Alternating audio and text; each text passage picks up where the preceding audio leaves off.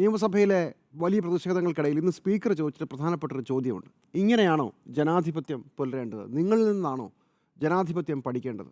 കുട്ടികൾ ഡയസിൽ സദസ്സിൽ ഗാലറിയിൽ ഇരിപ്പുണ്ട്, അവരിത് കണ്ടുകൊണ്ടിരിക്കുകയാണ് എന്ന് പറഞ്ഞ് വളരെ ന്യായമായ ഒരു വിഷയം അദ്ദേഹം ഉന്നയിച്ചു.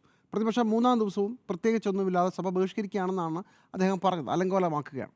പക്ഷേ വളരെ രസകരമാണ്, ഈ സ്പീക്കർ അടക്കമുള്ളവർ കഴിഞ്ഞ സർക്കാരിൻ്റെ കാലത്ത്, UDF സർക്കാരിൻ്റെ കാലത്ത് ഈ സ്പീക്കറെ കസേരയിൽ പോലും ഇരിക്കാൻ അനുവദിക്കാതെ ആ കസേര തന്നെ എടുത്ത് താഴോട്ടിട്ട് അവിടെ ഇരുന്ന വാച്ച് ആൻഡ് വാർഡിനെ കാലേവാലി നിരത്തടിച്ച് ഒരു 10-20 വാച്ച് ആൻഡ് വാർഡിൻ്റെ പുറത്തുകൂടെ മറിഞ്ഞു വീണ് നിയമസഭയിലെ ടേബിളുകൾക്ക് മുകളിലൂടെ വേറൊരു ഇപ്പോഴത്തെ മന്ത്രി, അന്നത്തെ MLA മുണ്ട് മടക്കി കുത്തി ചാടി മാറി. ഇതെല്ലാം കാണിച്ച ഒരു നിയമസഭയുടെ കാലത്തിന് ശേഷം അതേ പ്രതിഷേധത്തിലുണ്ടായിരുന്ന ഒരു MLA ഇന്ന് ചോദിക്കുകയാണ്, സ്പീക്കറായിരുന്നുകൊണ്ട്, നിങ്ങളിൽ നിന്നാണോ ജനാധിപത്യം പഠിക്കേണ്ടത്?